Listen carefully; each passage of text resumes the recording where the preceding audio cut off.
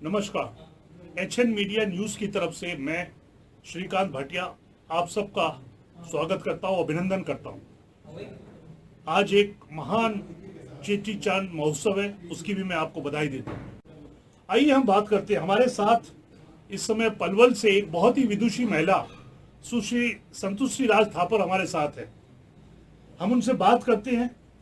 पहले हम चाहेंगे कि संतुश्री राज थापर जी आप अपना परिचय दें कि आपने क्या शिक्षा ली, कहाँ से शिक्षा ली, संक्षिप्त में अपने बारे में थोड़ी जानकारी दें। Sir I am writer. मैं एक राइटर हूँ, ऑथर हूँ और यूपीएससी के ऊपर ऑलरेडी मैं आई हैव रिटन 3 बुक्स। मैंने 3 बुक लिखी हैं and the 4th is going to be release soon within a week it will be out. And writer हूँ, कॉलमनिस्ट हूँ एंड इंडियन पॉलिटिक्स के ऊपर मैं लिखती हूँ, जर्नलिज्म में भी हूँ। And importantly, I have research on the Indian political study on Indian Hinduism.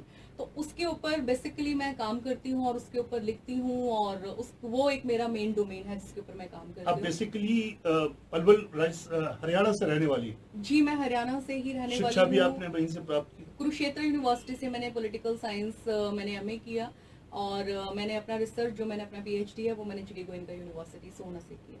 PhD का आपका क्या विषय था? पीएचडी का मेरा जो विषय था बड़ा ही आज के अगर उसमें परिप्रेक्ष्य में देखेंगे तो बड़ा ही इंटरेस्टिंग विषय था। Coexistence, confrontation and transformation, a political study on Indian Hinduism, ये मेरा था। ये कैसे हुआ मेरा टॉपिक? पहले मैं इंडो अमेरिका के ऊपर आईआर की मैं स्टूडेंट रही हूँ, इंटरनेशनल रिलेशन की, तो उसके ऊपर मैं कर रही थी। बट 2014 के बाद आपने देखा आउट ऑफ सडन हिंदुत्व एक अपसर्ज जो आया इंडिया के अंदर, तो एक curiosity being a young girl मेरे अंदर ये आया कि आउट ऑफ सडन इतना ज्यादा कैसे हो गया। तो वो जब स्टडी मैंने स्टार्ट किया तो अगेन वो सब पता चला, हिंदुत्व 20 सावरकर, देन कांग्रेस, देन करते करते फिर वहीं से मैंने देखा कि किस तरह से confrontation and the Hindutva is what kind of ideology is this, how it is different with the Hinduism, और इंडियन कॉन्स्टिट्यूशन के हिसाब से सेक्युलरिज्म या जिस परिप्रेक्ष्य में हम पले बड़े हैं उसमें ही कैसे मेल खाती है या नहीं खाती है, और नहीं खाती है तो पूरा जो जनता है हिंदुस्तान की वो सैफरन कलर में कैसे रंग गई। तो मैंने अपना जो पीएचडी का विषय था, जो मैं आईआर जो इंडो अमेरिका पर मैं कर रही थी, 2 साल की स्टडी करने के बाद मैंने उसको छोड़ा। देन मैंने ये जो टॉपिक है मैंने इसके ऊपर से दोबारा से मैंने रिसर्च करना शुरू किया एंड मेरा पीएचडी टॉपिक जो फिर था वही मैंने आपको बताया, coexistence, confrontation, transformation, a political study on Indian Hinduism. अभी संतोषी जी आपने बताया कि आईएएस के ऊपर आपने 2-3 पुस्तकें लिखी हैं, 3 पुस्तकें, एक पुस्तक और आपकी रिलीज होने जा रही। ये आपको प्रेरणा कैसे मिली कि आईएएस के बच्चों के लिए आप कोई किताब लिखें और उनको कोई जानकारी दें? ये प्रेरणा आपको कैसे आई कि आप राइटर के साथ आईएएस के लिए किताब लिखें, जो बच्चे भारत का भविष्य बनाना चाहते हैं?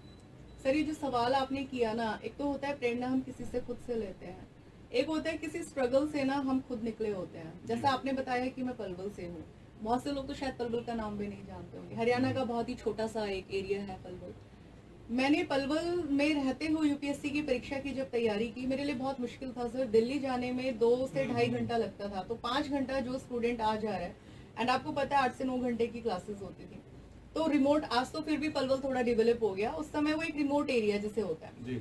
नहीं, मेरा यूपीएससी क्लियर हुआ सर 21 साल 22 साल में जाकर, तो हम लोगों को पता चलता है, हमारे जैसे फैमिलीज के बच्चों को, साधारण परिवार से मैं हूँ, तो वहां जाके हमें पता चलता है कि इस साल, अब 21 साल के बाद हम तैयारी करते हैं, वहां जाके पता चला कि कितने स्टूडेंट 21-22 साल में यूपीएससी क्लियर कर चुके होते हैं। तो वो जो मैंने स्ट्रगल किया ना उस समय, तो वो प्रेरणा अपने आप से ही वो एक प्रेरणा है कि रिमोट एरिया में जो बच्चे हैं, जो हिंदुस्तान के, भारतवर्ष के बहुत बच्चा यूपीएससी करना चाहता है, लेकिन उनके पास अवेयरनेस नहीं है और उनके पास गाइडलाइंस नहीं है, और अगर है थोड़ा बहुत गाइडलाइन किसी को मिलता भी है तो मेरी ही तरह वो दिल्ली जाता है।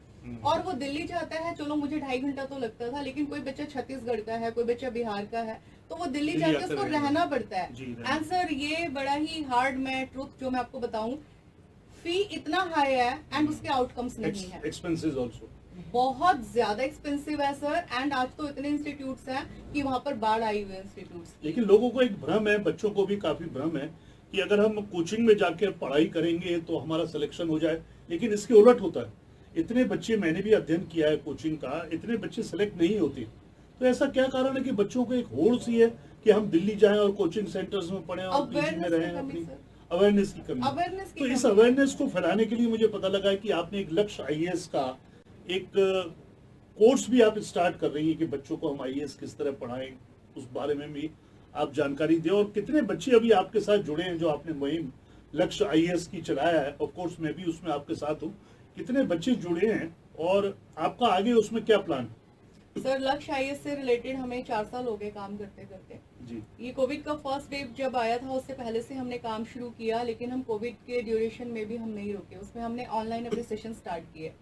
हमारे साथ आपने कहा कितना बच्चा जुड़ा है, अराउंड 400 से ऊपर बच्चा हमारे साथ, हमारी संस्था के साथ, हमारे लक्ष्य आईएएस के साथ, मिशन आईएएस के साथ बच्चा जुड़ा हुआ है। एंड कमाल देखिए, रिमोट एरिया का बच्चा है, दिल्ली का बच्चा अभी बड़े आराम से फरीदाबाद, दिल्ली जो जो जैसे कानपुर बड़े आराम से आ सकते हैं, लेकिन हमारा लक्ष्य अभी वहाँ नहीं है, क्योंकि कहीं ना कहीं वो बच्चा अवेयर है। हमारा लक्ष्य उस बच्चे तक पहुंचना, उस बच्चे तक गाइडलाइंस देना जिस बच्चे के पास गाइडलाइंस नहीं है, जिसके माँ बाप के सपने हैं। आज जैसा कि आपने कहा, आप भी जुड़े हुए हैं, आपको पता है 2-3 बच्चे तो किस तरह से हैं कि कितना अंडर द पॉवर्टी वो बच्चे हैं, लेकिन किस तरह से डेडिकेटेड है। तो उन बच्चों को स्टडी मटेरियल प्रोवाइड करना, अभी उन बच्चों को ये भी नहीं पता सब्जेक्ट क्या है, या मेंस की तैयारी पहले करना है या प्री की तैयारी करना है तो कैसे करना है, तो वो सारा अवेयरनेस ऑनलाइन हम कोचिंग्स देते हैं। जो हमारा स्टडी मटेरियल है वो हमको फ्री प्रोवाइड कराते हैं। स्कॉलरशिप टेस्ट हम बच्चों का लेते हैं, जो उसको क्लियर कर लेते हैं हमारे अपने क्राइटेरिया के ऊपर, तो उनको स्कॉलरशिप भी देते हैं। एंड बहुत जल्दी हमारी कोशिश है, एक पोर्टल हम बना रहे हैं जो अपने आप में ऑनलाइन एक इंस्टीट्यूशन होगा, तो जो एनरोल बच्चा उसमें अपने आप को करा लेगा, फ्री ऑफ कॉस्ट उसको स्टडी मटेरियल प्रोवाइड किया तो ये चीज जो आप जिस पे काम कर रही हैं पोर्टल पे, ये पोर्टल कब तक आ जाएगा? सर, मतलब ये हम कहें कि जो 2023 के बच्चे तैयार हो रहे हैं वो बच्चे इस पोर्टल का लाभ ले सकते हैं? 100% सर ये कोशिश हमारी थी कि 21 अप्रैल को नेशनल सिविल सर्विस डे होता है, तो हमारी कोशिश थी कि उस दिन ये हमारा जो पोर्टल है उस दिन लॉन्च किया जाए, लेकिन किसी कारणों से भी क्या, ये भी बड़ा अच्छा कारण है जो मैं आपको बताऊं। हम जो पोर्टल बात कर रहे थे तो तब तक हमारे दिमाग में था एक वेबसाइट जिसमें स्टडी मटेरियल हो, लेकिन वो धीरे धीरे जितना एक्सप्लोर हम लोगों ने किया, इस पे R&D किया हमने, उससे हमें पता लगा कि हमें इसको एक वेबसाइट की तरह नहीं, एक फुल ऑन पोर्टल जब हमने देखा कि ये जो अनअकैडमी है या दृष्टि आईएएस है, जिस तरह से इन लोगों ने बनाया, लेकिन बड़े एक्सपेंसिव कोर्सेज हैं उनका। अगर आप देखेंगे तो जहाँ वो फ्री बोलते हैं उसका भी 70,000 लेते हैं, 2-3 लाख के इनके कोर्सेज हैं। तो सेम वे में जब हम लोगों को पता लगा कि वो एक एक्सपेंसिव पोर्टल है सर, और वो टाइम टेकिंग पोर्टल है, तो इस वजह से वो अब हमारा 21 अप्रैल को नहीं, उसमें टाइम लगेगा, उसमें 3-4 महीने 6 महीने 2023 से के जो बच्चे अपियर होंगे, Yes, sir. आप उससे पहले उस पोर्टल को लॉन्च कर देंगे। Sure, sir. और उस पोर्टल का लाभ उन बच्चों को मिलेगा जो अफोर्डेबल फीस नहीं दे सकते हैं, जो दिल्ली आके नहीं रह सकते हैं, कोचिंग के चक्करों में नहीं फंस सकते हैं, वो बच्चे डायरेक्ट उस पोर्टल से पढ़ाई कर सकते हैं। यही आपका कहना है? यहाँ मैं थोड़ा सा ऑल्टर करूंगी सर, ये तो है ही, क्योंकि शुरू मिशन आईएएस इन्हीं के लिए हुआ था, लेकिन अब ये पॉइंट नहीं है कि एलीट बच्चा नहीं ले सकता, एलीट घर का बच्चा भी इसका फायदा उठा सकता है, लेकिन तब जब हमारे टेस्ट को वो क्लियर कर देगा, क्योंकि इस पोर्टल में टेस्ट है, वो अपना जब पता चलेगा प्री के लिए वो कितना उसका डेडिकेशन हमारे इंटरव्यूज और हमारे टेस्ट से पता चल जाएगा। तो अगर वो डेडिकेटेड होगा तो उस पोर्टल का मतलब उस हर बच्चे के लिए नहीं होगा, लेकिन उसके लिए आप एक क्राइटेरिया तय कर रहे हैं कि पहले एक टेस्ट में पास होगा और उसके बाद वो हमारे पोर्टल का फायदा ले सकेगा। तो पोर्टल होगा आम आदमी के लिए फ्री होगा, लेकिन कौन बच्चा उसको देखे, कौन उसका लाभ ले, उसके लिए आप एक टेस्ट लेंगे, उस टेस्ट में बच्चे का सिलेक्शन होगा, उसके बाद आप उसको करेंगे। बिल्कुल, जो काबिल होगा वो उसका लाभ लेगा। नहीं, बहुत बढ़िया आप ये संतुष्टि जी कर रहे हैं। जो दिल्ली में इस तरह की, मैं किसी कोचिंग का नाम तो नहीं लूंगा, लेकिन दिल्ली में इतनी बाढ़ आई हुई है और बच्चे इतने भटक गए हैं। मेरे पास भी काफी बच्चे आते हैं कि सर हम दिल्ली में आके कोचिंग लें, पीजी में रहें, पीजी ढूंढा एक समस्या है, कोचिंग कौन सी अच्छी है एक समस्या। जो दिल्ली में बाढ़ आई हुई है, बच्चों के दिमाग में घुसा हुआ है कि हम दिल्ली जाएंगे और कोचिंग में पढ़ेंगे और आईएएस बन जाएंगे, उस मिथ को खत्म करने के लिए अगर आप ये बहुत अच्छा काम कर रही हैं तो मैं आपको साधुवाद देता हूं इस काम के लिए। और वो बच्चे जरूर आपके ऋणी होंगे जो इस तरह बच्चे भविष्य में आईएएस बनना चाहते हैं। अब मैं आप जो आपका प्रमुख विषय आज जिसके लिए आप कानपुर आए हैं और आप कल अयोध्या जा रहे हैं, ये मेरे सामने एक पुस्तक रखी है दोस्तों। ये पुस्तक है 21वीं सदी का रामराज, 21वीं सदी का रामराज संस्गारविद व धर्म पार्ट 1, श्री राम राज्य परिषद। ये पीछे इन्होंने इस पुस्तक के बारे में कुछ बताया है, मैं इनसे बात करूंगा अभी थोड़ी देर में। ये लगभग 1000 करीब 600 पृष्ठ की, ये 550 पृष्ठ की ये दोस्तों पुस्तक है, 21वीं सदी का रामराज। तो ये संतुष्टि जी आपने इस पुस्तक को लिखा है। पहले तो मैं बेसिक सवाल करूं कि ऐसी आपको क्या प्रेरणा मिली कि आप एक स्कॉलर हैं आईएएस के बारे में बच्चों को तैयार कर रही हैं, फिर आपको ये प्रेरणा मिली कि मैं इस तरह की पुस्तक लिखूं? और थोड़ा विस्तार से बताइए कि इस पुस्तक में क्या है और इसका जनमानस पे और आम आदमी पे, हमारे युवाओं पे कैसे प्रभाव पड़ेगा? सर ये बुक जो हिंदी है इसका इंग्लिश वर्जन रिलीज हो चुका है आज से 4 महीने पहले। उसका अनुवाद ये मैंने किया है।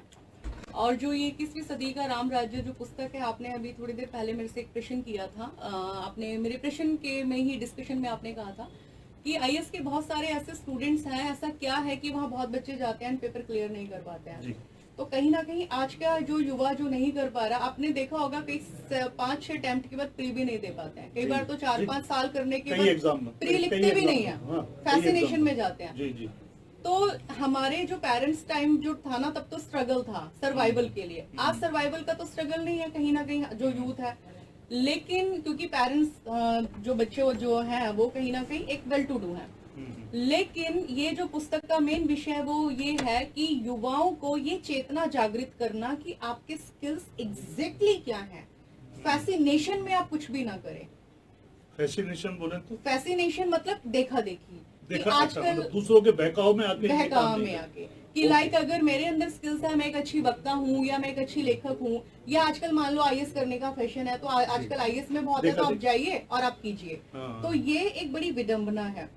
तो इसका जो मेन है, इसका दूसरा सर पॉइंट है कि एक तो जो आज का युवा है वो अपने आप में अवेयर ही नहीं अपने स्किल्स के लिए, तो social development exactly skill development का प्रचार जो है वो हम इस पुस्तक के माध्यम से एवरी संडे हम सेशंस लेते हैं फ्री ऑफ कॉस्ट। लेकिन आपने जैसे कहा कि स्किल डेवलपमेंट, ये तो हमारे प्रधानमंत्री मोदी जी का भी बड़ा वो स्किल डेवलपमेंट नहीं है। अच्छा, वो नहीं है? नहीं। तो ये आपका स्किल डेवलपमेंट क्या है? ये आपकी चेतना को जागृत करना सर, क्योंकि जो आज का युवा है ना, अक्सर ये कहा जाता है कि ना तो उसमें विचार है, ना विद्रोह है, ना संकल्प है, ना समर्पण है। उसको पता ही नहीं, उसकी चेतना ही जागृत नहीं है। आज का 26 साल का 20 साल के युवा को, 20 साल का युवा आप समझ रहे हैं सर, 20 साल उम्र का युवा, 20 साल बहुत एज होती है, लेकिन स्टिल वो फ्रस्ट्रेटेड है, वो भटका हुआ है, उसका विजन क्लियर नहीं है कि यही करना है और ये पाकर ही रहना है, इस मंजिल तक जाना है।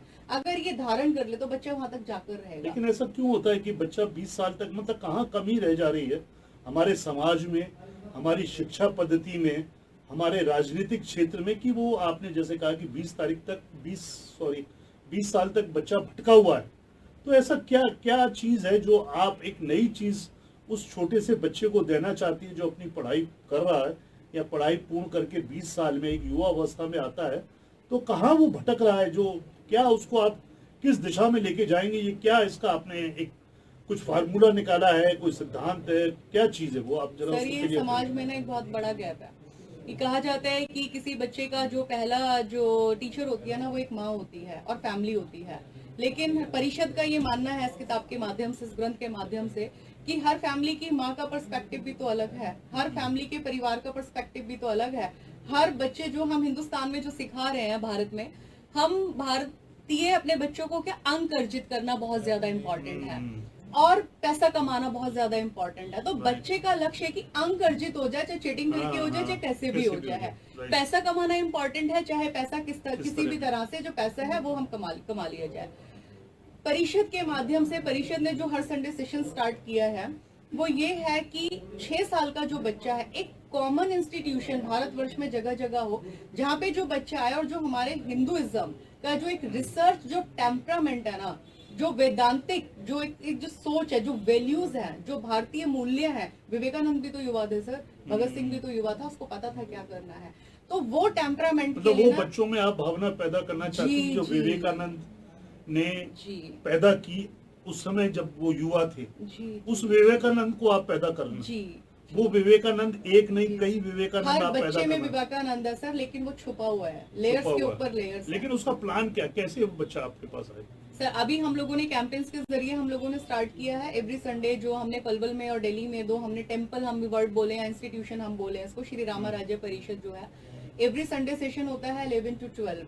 सो अभी तो कॉमन जो पेरेंट्स और बच्चे दोनों ही आते हैं, तो पेरेंट्स हम लोगों को सुनते हैं, डिफरेंट सब्जेक्ट्स होते हैं। जैसे लास्ट संडे हमारा टॉपिक था कि relevance of family values in the 21st century. तो उसके अंदर जो जिस तरीके से जो हम लोगों का जो विचारधारा थी, जो डिस्कशन था, तो वो बच्चों तक भी जाता है और बच्चों के माध्यम से फिर उनका जो कहते हैं ना एक शौर्य उनका निकालना, उनके अंदर का एक जोश एक निकालना। लेकिन जो आप सेशन करते हैं उसमें बच्चे भी आते हैं? जी सर, जी। युवा बच्चे युवा होता है सर। आगे आगे तो हम कॉलेज और यूनिवर्सिटीज में सेशन करने जा रहे हैं। 2 हमारे पास अभी आया हुआ है, 2 हम लोगों को सेशन लेने हैं अपने। वहीं पर यूनिवर्सिटी है हमारी और एक जो कॉलेज है वहां पर कि हमें लेना है। बट अभी थोड़ा सा टाइम की कमी है, जैसे कि आपको पता है अध्यक्ष के लिए हम आए हुए हैं और वहां पर भी मतलब जिस तरह से का, तो बहुत जल्दी कॉलेज में और यूनिवर्सिटीज में इसके माध्यम से हम देखेंगे सर। बहुत बढ़िया संतुष्टि जी, आपका धन्यवाद। आप हमारे स्टूडियो में कानपुर आए और बेबाक आपने बात की और बहुत अच्छी बात आपने बच्चों के भविष्य के बारे में कही, जिसके लिए पूरा देश चिंतित है, हमारे प्रधानमंत्री भी चिंतित है कि इन युवाओं को हम कैसे आगे लाएं। तो आपके दिमाग में एक विजन है, आपके दिमाग में एक दूरदृष्टि है कि हम बच्चों को किस तरह से आगे लाकर और इस देश के युवाओं को हम हर क्षेत्र में आगे करें, उनका स्किल डेवलपमेंट बढ़ाएं और एक समाज को सही दिशा देने का काम करें। मैं आपको धन्यवाद देता हूं कि आप स्टूडियो में भी आए और अभी आप जा रहे हैं, मैं आपको शुभकामना देता हूं। आप अयोध्या जा रहे हैं, आप लखनऊ जा रहे हैं और आप अपनी बात प्रधानमंत्री तक भी रखेंगे, आप अपनी बात उत्तर प्रदेश और अन्य राज्यों के मुख्यमंत्रियों तक भी रखेंगे कि आपकी ये पुस्तक इतनी पॉपुलर हो जाए कि लोग उसको पढ़ें और हमारा जो युवा समाज है उसको सही दिशा और उनकी दिशा कैसे बदली जाए उस पर आप काम करें। धन्यवाद, नमस्कार। तो दोस्तों, ये थी संतुष्टि राज थापा जिनसे हम बात कर रहे थे, जो आज कानपुर में एक कार्यक्रम के सिलसिले में आई थी। और HN media news, HN media की तरफ से आप सभी का धन्यवाद, शुक्रिया। जय हिंद, जय भारत।